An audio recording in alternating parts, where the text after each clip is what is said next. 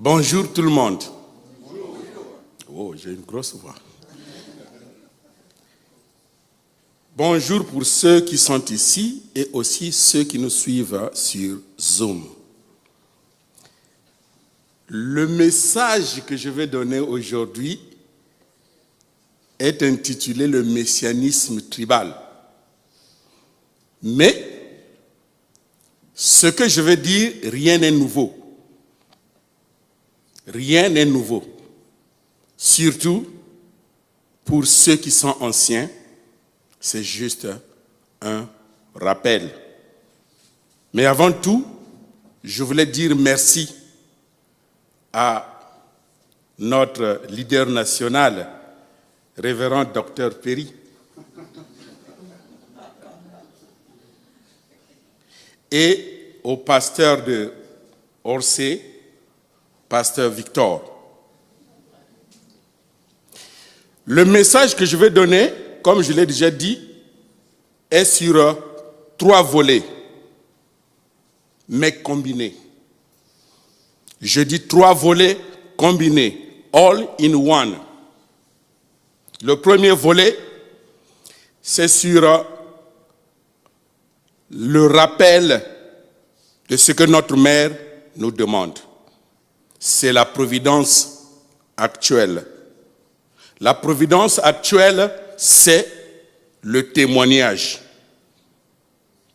Et c'est quoi derrière le témoignage?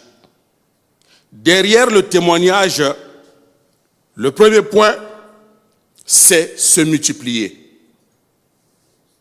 Quand on témoigne, on se multiplie.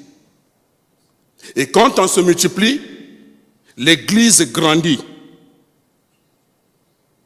Tant qu'on ne témoigne pas, l'Église va rester une église pygmée, une petite église, seulement le nom.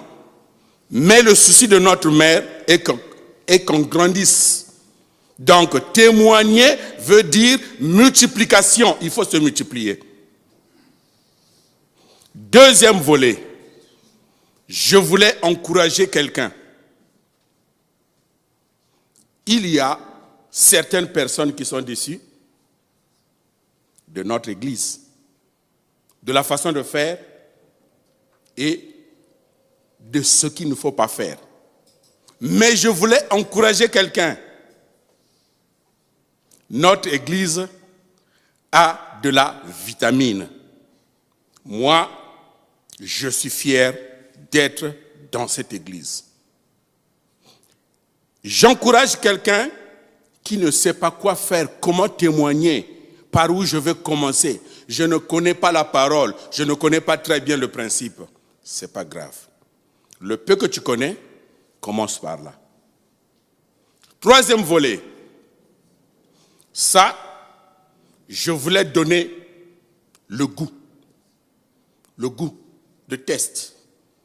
Le goût, 1, de la Bible. 2, du principe. 3, de moi-même. Combiné. Comme je l'ai dit, all in one. C'est le 3 combiné. Le goût du principe, le goût de la Bible et de ma vie. C'est-à-dire, quel est le lien entre la Bible, le principe et moi? Voilà le message que je vais donner. Donc, prêtons attention, attachons les ceintures, parce que nous allons décoller.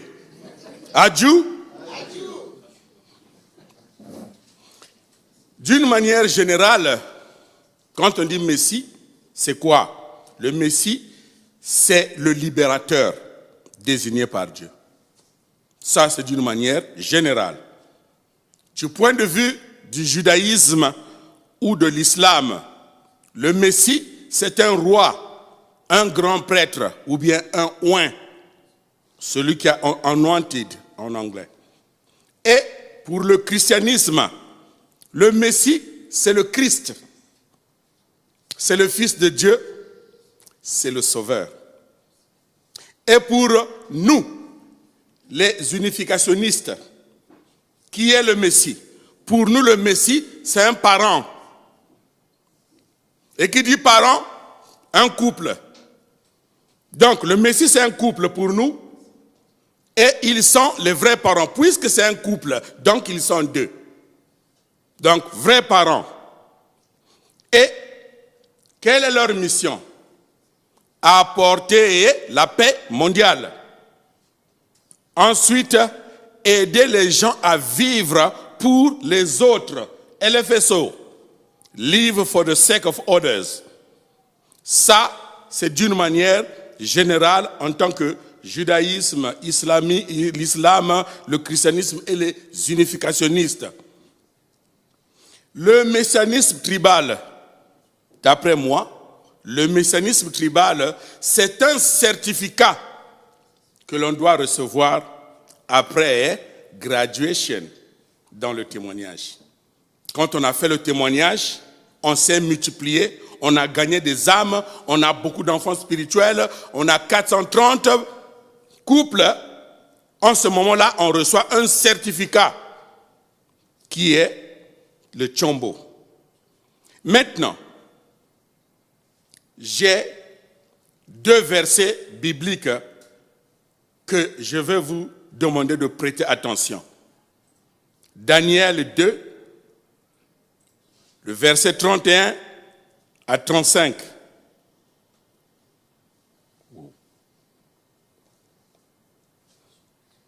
Est-ce que je pourrais lire? Ok. Ici, c'est juste un rappel, entre parenthèses. Ce verset, c'est l'histoire du prophète Daniel qui s'est retrouvé à Babylone avec le roi Nabuchodonosor. Le roi avait fait un rêve et il a oublié. Juste, je vais condenser. Il a oublié son rêve et il a demandé aux gens qui étaient avec lui, les astrologues, les magiciens, les sages, de traduire son rêve, de lui rappeler le rêve qu'il a eu. Il a oublié. Il a fait le rêve, il a oublié. Maintenant, il dit, rappelez-moi mon rêve et il faut aussi l'interpréter. Donc, les nobles ont dit, mais ce que le roi demande est impossible. 1, dis-nous le rêve, on va le traduire ou l'interpréter. Mais lui, 1, rappelez-moi mon rêve, il a oublié. Mais il dit, rappelez-moi. Et ensuite, quand vous allez me rappeler mon rêve, et il faut l'interpréter. Alors, il a dit, si vous ne le faites pas, je tue tout le monde. Et le décret était sérieux. Et c'est arrivé dans les oreilles de Daniel, qui faisait partie des sages du roi Nabuchodonosor à Babylone. Daniel a dit, donnez-moi le temps. Il a consulté ses amis, ils étaient 3. Non, ils étaient 4, plus ses 3 amis. Il les a consultés, ils ont prié et Dieu a donné une réponse à Daniel, qui a donné la vision que le roi avait eue et il a oublié. Donc Dieu a révélé cela à Daniel. Donc c'est ça ici. Voilà le rêve. Ô roi, tu regardais et tu voyais une grande statue. Cette statue était immense et d'une splendeur extraordinaire. Elle était debout devant toi et son aspect était terrible. La tête de cette statue était d'or pur. Sa poitrine et ses bras étaient d'argent. Son ventre et ses cuisses étaient d'airain. Ses jambes de fer, ses pieds en partie de fer et en partie d'argile. Tu regardais lorsqu'une pierre se détacha sans le secours d'aucune main, frappa les pieds de fer et d'argile de la statue et les mit en pièces. Alors le fer, l'argile, l'airain, l'argent et l'or furent brisés ensemble et devinrent comme la balle qui s'échappe d'une aire en été. Le vent les emporta et nulle trace n'en fut retrouvée. Mais la pierre qui avait frappé la statue devint une grande montagne et remplit toute la terre. Deuxième verset. Ça, c'est le rêve qu'il a fait. Et maintenant, l'interprétation. Il dit, dans les temps de ces rois, le Dieu des cieux suscitera un royaume qui ne sera jamais détruit et qui ne passera point sous la domination d'un autre peuple. Il brisera et anéantira tous ces royaumes-là. Et lui-même subsistera éternellement. C'est ce qu'implique la pierre que tu as vue se détacher de la montagne sans le secours d'aucune main et qui a brisé le fer, l'airain, l'argile, l'argent et l'or. Le grand Dieu a fait connaître au roi ce qui doit arriver après cela. Le songe est véritable et son explication est certaine. Adieu. Bon, on n'a pas l'habitude, mais quand je vais dans les églises chrétiennes, c'est ce qui les intéresse. Amen, amen. Alléluia, amen. Donc ici, c'est adieu. Voilà. Mais voilà.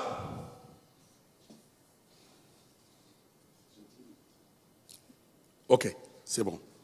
Alors, ici, quand nous lisons la Bible, nous ne voyons pas là où on parle du messianisme tribal. Il n'y en a pas dans la Bible. Il n'y a pas de messie tribal. Maintenant, quelqu'un va me poser la question. Alors, puisqu'on parle du messianisme tribal, mais qu'est-ce que ce verset vient faire avec moi? C'est la question qu'on se pose. Écoutez bien. D'abord, avant de donner l'explication, voyons d'abord la providence de la restauration. La providence de la restauration n'est pas figée. Elle progresse selon le temps et selon l'accomplissement de la responsabilité de l'homme. La providence de la restauration n'est pas stagnée, c'est-à-dire la providence avance. Alors, brièvement, après la chute, quelle était la position de l'homme? Comment l'histoire a-t-elle progressé? D'Adam à Abraham, l'homme était esclave. C'était le fondement pour la parole. D'Abraham à Jésus, l'homme était serviteur. C'était l'âge de l'Ancien Testament. De Jésus au second avènement, l'homme était un enfant adoptif. C'était l'âge du Nouveau Testament. L'âge du Nouveau Testament. Du second avènement jusqu'à l'éternité, le temps des vrais parents, l'homme est devenu le fils de Dieu. Il est devenu l'héritier et finalement propriétaire. Actuellement, c'est l'âge du testament accompli, l'âge du cœur, l'âge de Chonilgouk. Adieu. Pour cette raison, nous ne prions plus au nom de notre Père adoptif. Nous prions en nos noms. Parce que nous sommes devenus propriétaires. Parce que nous sommes devenus des héritiers. Si quelqu'un ne le sait pas, je fais un rappel. Nous sommes propriétaires. Nous sommes héritiers. Nous sommes des responsables. Nous vivons l'âge du cœur. Quand nous lisons la Bible, il est dit, le vrai droit au règne direct n'appartient qu'au Créateur. Ça, c'est le principe. Néanmoins, Dieu voulait que l'homme, être créé, puisse légitimement accéder à ce règne. Dieu dut faire en sorte que l'homme hérite de la nature du Créateur. C'est-à-dire que Dieu agit de manière à ce que l'homme hérite de sa créativité. C'est un privilège. Ça, c'est le principe. Dans les principes ça, c'est le principe de la création. Dans les principes de la restauration, le titre du Messie ne revient qu'aux vrais parents. Mais comme Dieu est amour, il a voulu que nous héritions aussi de ce titre. Donc, nous sommes des Messies tribaux. Des Messies tribaux. Voilà. Le titre n'est que pour les vrais parents. Mais par amour, par sa grâce, Dieu a voulu que nous tous, nous soyons des Messies. Mais des Messies tribaux. Adieu. Qu'est-ce que notre Père dit? Ce que je dis, nous allons vérifier ça avec la parole des vrais parents. Quand tu fais la déclaration, que ce soit dans la Bible ou bien quoi, il faut prouver cela. Il ne faut jamais faire juste des déclarations en l'air. C'est ça qui fait la force du principe. Quand tu fais une déclaration et tu le prouves, et ça fera que les gens qui te voient, les gens qui t'écoutent, les gens qui te parlent seront convaincus que tu sais de quoi tu parles et ils vont te suivre. Qu'est-ce que notre Père dit? Dans le livre de Chon Song-Young, page 942, le point 16.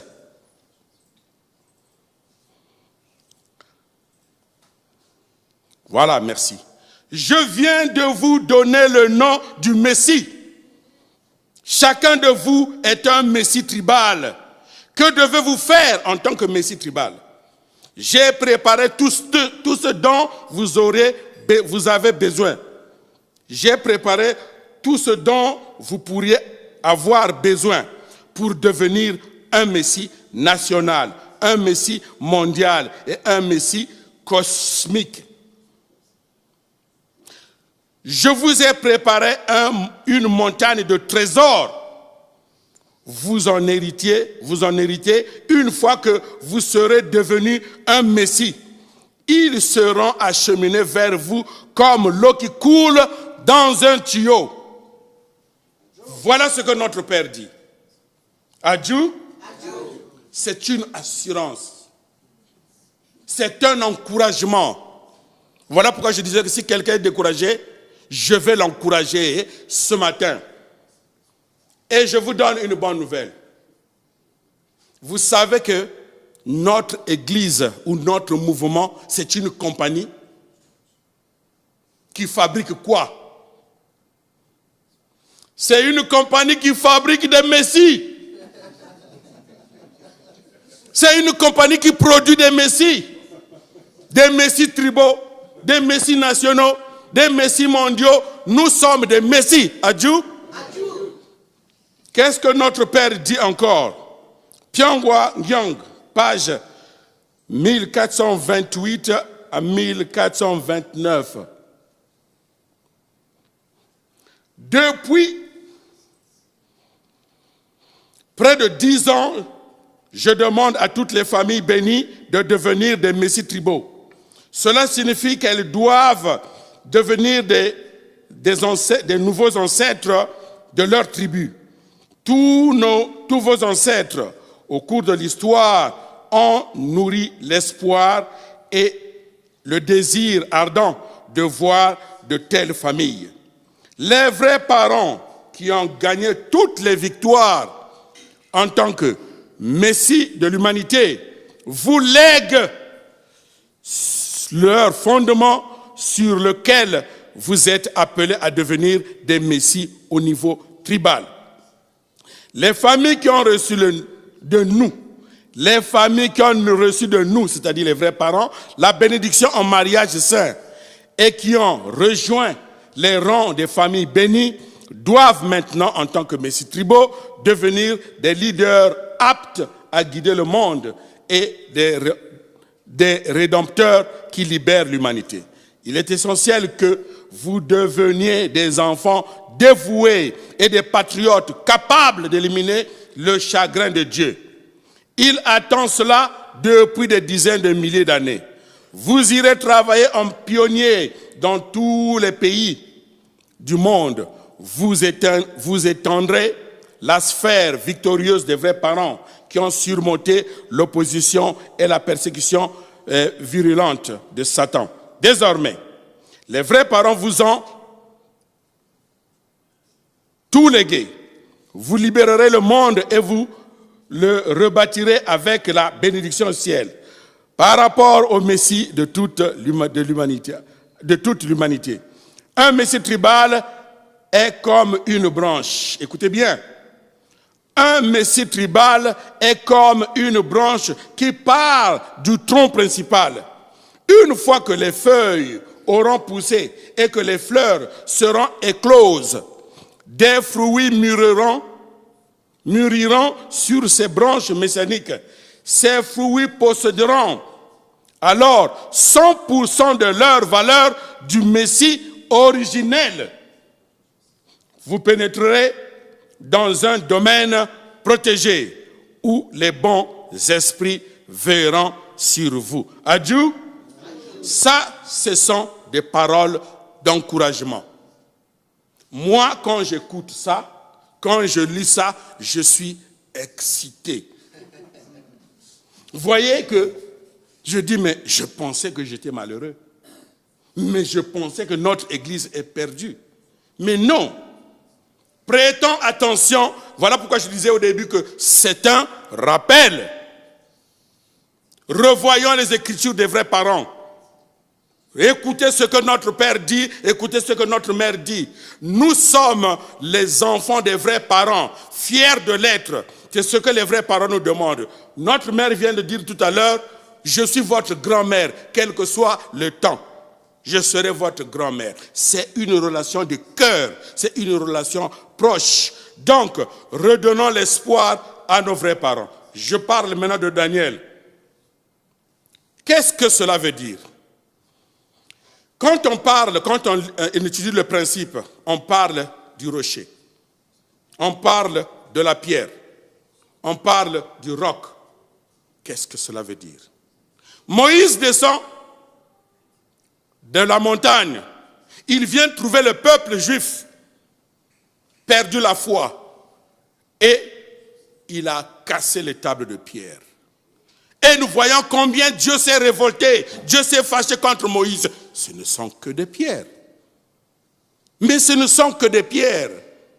Mais le principe nous dit que la pierre, le caillou, le rocher, ça symbolise le Christ, ça symbolise le Messie. Donc, la pierre qui s'est détachée, que le roi Nabuchodonosor a vue, qui s'est détachée pour aller frapper la statue là représente le monde satanique. Alors, quand nous témoignons, puisque nous sommes des messies tribaux, donc nous sommes des pierres, n'est-ce pas? Si ce que notre Père a dit est vrai, c'est que nous sommes des pierres. Alors, donc, en témoignant, nous cassons. En témoignant, nous cassons le monde satanique. La pierre qui s'est détachée, qui a brisé la statue là. On a dit, vous avez bien lu, quand vous aurez le temps, relisez encore. On a dit la pierre a détruit la statue. Tout a été détruit et rien ne restait. On a dit la pierre est devenue une grande montagne qui occupe toute la terre. Mais qu'est-ce que cela veut dire? C'est une magie? Non, ce n'est pas la magie. C'est la puissance des vrais parents. Parce que chacun de nous ici est une pierre. Chacun de nous ici est messie tribal. Vrai ou faux? Vous n'êtes pas sûr là. Je vais vous dire quelque chose. Vous savez, quand tu parles avec conviction, et tu es sûr de ce que tu dis, facilement les gens te suivent. Mais quand tu parles, tu ne sais pas ce que tu dis, tu es hésitant, personne ne va te suivre. Écoutez quand les gens font, comment on appelle ça, des commerciaux, les publicités. Publicité à la télé.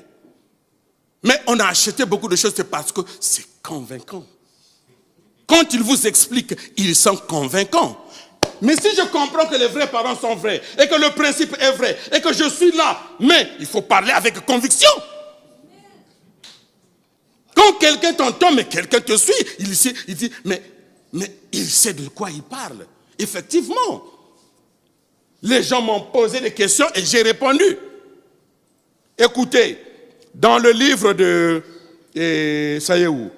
le livre de Witnessing, je ne l'ai pas, mais j'ai des références ici. Ce livre-là, c'est un cadeau des vrais parents quand notre père a eu 80 ans. C'est un cadeau qu'il avait donné au pasteur aux États-Unis. Ce livre-là est intitulé Blessed Family and the Ideal Kingdom.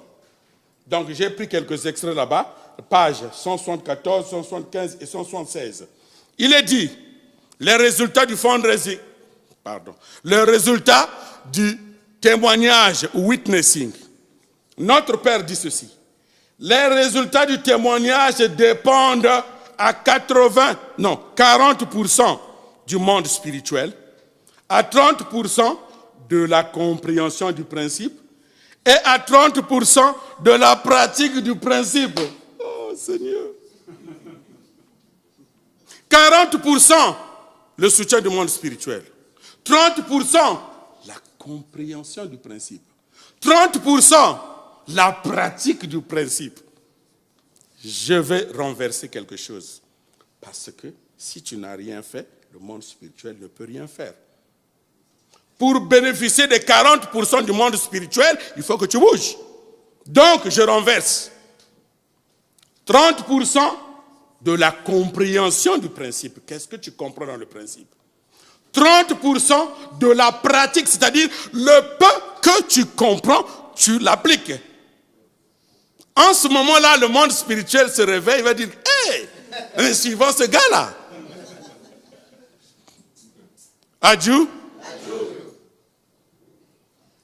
La compréhension du principe. Je comprends quoi dans le principe? Et dans la compréhension, la pratique. Ça, j'insiste, ce n'est pas un jugement, c'est juste un rappel. Pourquoi parfois les gens ne nous suivent pas? On ne peut pas être confondu dans la masse. Nous sommes des messies tribaux. Nous sommes des messies tribaux. Nous avons le principe. Il n'y a pas une théologie qui dépasse les principes de la création. Je n'ai pas encore vu ça. C'est au top. Mais si ce que nous avons a de la valeur, tant que tu ne fais pas la publicité de la marchandise que tu as, personne ne va l'acheter. Quel que soit l'or que tu as. Mais si tu gardes ton or dans la maison, tu ne publies pas, tu ne parles pas de ça, personne ne va l'acheter. Il nous faut parler. Non, je ne comprends pas le principe, c'est trop grand et tout. Écoutez, le peu que tu as compris qui a fait que tu es là, tu vis ça. Et le monde spirituel va soutenir. Adieu. Ce qui est important, c'est moi-même. Ça, c'est notre Père qui continue à parler. Quand je vais quelque part pour témoigner, est-ce que j'y vais en tant que mendiant, spectateur ou maître? C'est une question. Sachez clairement que vous allez témoigner non pas pour être pris en charge, mais pour prendre soin des gens. Donc, quand on témoigne, on prend soin des gens. C'est comme élever un enfant pour qu'il devienne mature. Le témoignage, c'est la même chose, c'est une naissance. Je l'ai dit, témoigner, c'est multiplier. Donc, élever les gens pour qu'ils soient au top, au niveau où ils peuvent être responsables et prendre soin de toi. Je continue. Pour poser vos fondements, c'est-à-dire dans le témoignage, vous devez déployer tous vos efforts sincères. Pour ce faire, 1, vous devez donner la parole de Dieu. Quand on va au témoignage, puisqu'on a dit que pour qu'on ait le soutien du monde spirituel, il faut comprendre le principe 30% et l'appliquer 30% et les 40% vous seront bénéfiques. Donc ici notre Père dit, quand on sort pour poser le fondement du témoignage, il faut d'abord 1, donner la parole de Dieu. Qu'est-ce que nous avons dans la parole de Dieu? C'est le principe. 2, donner l'exemple des paroles à travers votre caractère et vos actes. Donner la parole et donner le caractère et vos actes, c'est-à-dire ma façon de vivre, ça doit impressionner quelqu'un. En tant que messie tribaux, en tant que membre de l'église de l'unification, je dois impressionner quand je passe. Oh, il est toujours souriant. Oh, il est toujours serviable. Oh, il est toujours propre. Oh, mais il est toujours élégant. Oh, mais il est toujours beau. Mais c'est quoi son secret? Donc, établir des tels liens de cœur avec les autres qu'ils voudront tout vous dire. Ils vont vous confier tout ce qu'ils veulent. Ensuite, ici, je dis, question de temps, I have to squeeze everything. Mais comment puis-je accomplir mon messianisme tribal pendant que je ne suis pas chez moi? Je suis nouveau ici. Je suis à l'étranger. Comment je peux accomplir mon messianisme tribal? Simple, très simple. Il n'y a pas de problème. Commencez là où vous êtes. Commençons là où nous sommes. Let's make friends. Est-ce que vous saluez les gens? Est-ce que je salue les gens quand je passe? C'est ça le début. Bonjour. Quand vous saluez, vous aurez les informations. Quand vous saluez, vous aurez le sourire de quelqu'un. Je sais que ici c'est un peu difficile parce que je suis en train de l'expérimenter, mais j'ai déjà quelques amis. Saluons. People don't bite. Personne ne va te mordre. Oh, pourquoi tu m'as salué? Il vient te mordre. Non. Dis bonjour. S'il n'est pas intéressé, ce n'est pas grave. Dis bonjour. Comment allez-vous, monsieur? Saluons les gens. C'est ça le début. Quelqu'un a dit, wow, ta façon de saluer, mais c'est impressionnant. Quand tu salues, mais c'est différent. Quand je salue, même celui qui était occupé va tourner pour regarder qui salue. C'est comme ça que je commence mon témoignage. Je n'ai pas une formule donnée, mais d'abord je salue. Bonjour madame. Oh, ça va, vous allez bien? Oui, je vais bien. Bonjour monsieur. Vous allez bien? Oui, je vais bien. Donc, la tonalité de ta voix, ça doit impressionner quelqu'un. Il doit voir que celui-ci, il n'est pas d'ici. Donc, un indice, parfois, quand on sort le matin ou le soir, vous pouvez remarquer que vous pouvez voir la même personne tous les jours. Vous sortez le matin, vous voyez, c'est la même personne. Vous sortez le soir, vous vous rencontrez.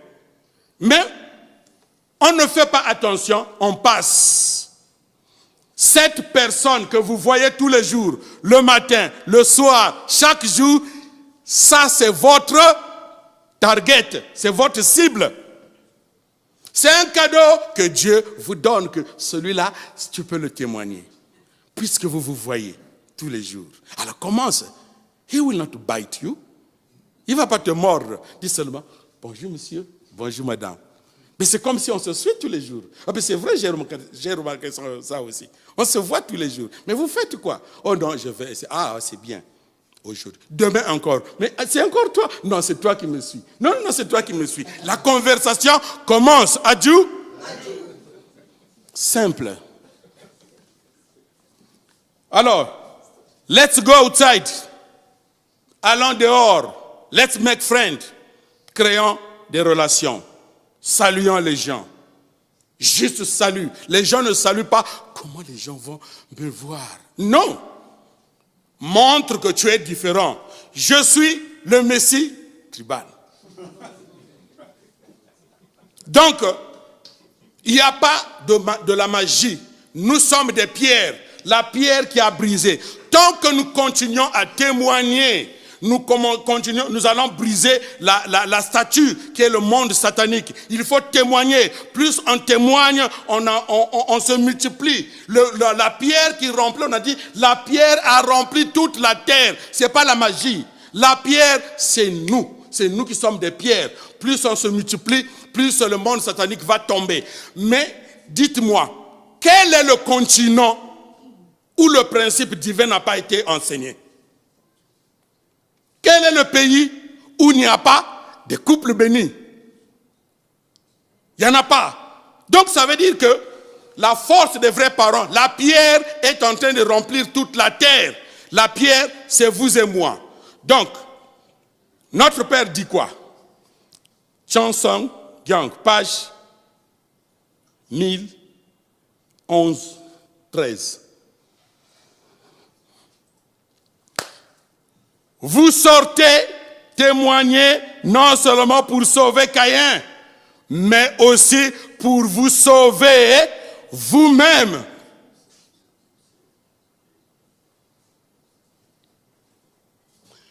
Parce que quand on témoigne, il y a un secret qui est là. 1, on se multiplie. 2, à travers cette personne-là, il y a des gens têtus. Donc aussi, ça va m'aider à éliminer ma nature déchue. Ça m'aide à éliminer mon arrogance. Parce que il y a des enfants spirituels têtus. Ils ne te quittent pas, mais ils continuent à venir te voir. Parfois, tu commences à le fuir même. Tu commences à l'éviter. J'ai un qui m'a suivi pendant 5 ans. Je ne savais pas qu'il me suivait. Pour voir ce que je dis, ce que je fais, si ça match. Et quand on partait dans la communauté africaine, il voyait là où je me mets, c'est comme si les gens venaient vers moi. Et il a témoigné dans notre église. Actuellement, il a 4 enfants bénis. Adieu. Donc, notre Père dit ici, vous sortez témoigner non seulement pour sauver Caïn, mais aussi pour vous sauver vous-même. En d'autres termes, témoigner, c'est passer à l'action pour recevoir des certificats de Dieu et de Satan. Vous devez faire des efforts, et même vous battre pour établir les conditions vous rendant apte à obtenir ces certificats. Je l'avais dit au début que le messianisme tribal, le messie tribal doit avoir un certificat. C'est un certificat qu'on reçoit. Donc notre Père insiste, battez-vous, battons-nous pour recevoir. Il a dit, tout ce dont nous avons besoin est déjà là. Il y a des trésors pour cela. Et le dernier, c'est Chansong, page 727, juste une phrase qui est là. Il faut plutôt vous soucier de préparer un certificat pour accéder au royaume des cieux.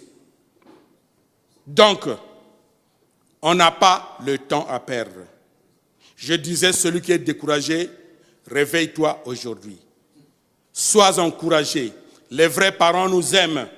Les vrais parents nous ont donné le certificat et le titre de Messie. Donc, il n'y a pas de quoi être complexé ou bien être en arrière. Nous tous, nous sommes des messies tribaux. Donc, le messie tribal, c'est le certificat que moi, je peux appeler le chombo que nous recevons aujourd'hui. Amen. Adieu. Je vais prier. Notre Père Céleste, j'élève ma voix de gratitude et de reconnaissance ce matin. Aujourd'hui, nous sommes le 29 octobre 2023. Voilà, depuis le début de l'année, ça fait déjà 10 mois passés. Il reste 2 mois seulement pour que l'année finisse. Au début de l'année, j'avais pris la résolution. Par rapport à la résolution, à quel niveau je suis? Qu'est-ce que j'ai accompli? Et qu'est-ce qui me reste à accomplir? Notre Père Céleste, je suis très désolé et je te demande pardon. Mais toutefois, tu es amour et je crois en ton amour. Je suis membre de l'Église de l'Unification et je suis les vrais parents. En suivant les vrais parents, c'est-à-dire, j'ai mis la main à la charrue et je ne peux plus regarder en arrière. Trop tard. J'ai déjà mis la main à la charrue et je dois continuer. Je prie, Père Céleste, que tu puisses accepter l'attitude de chacun de nous ici. Que tu puisses accepter la prière de chacun de nous ici. Parce que Parfois, nous nous posons les questions si nous sommes à un bon endroit. Et je dis oui, nous sommes à un bon endroit. Les vrais parents sont vrais. Le principe est vrai. La bénédiction est vraie. Merci, Père Céleste. Bénis ton peuple. Bénis tes enfants. Toutes les familles bénies centrales. Je prie tout ceci au nom de toutes les familles bénies centrales ici rassemblées et en mon nom, Ignace Bichou-Antete, Père d'une famille bénie centrale. Adieu.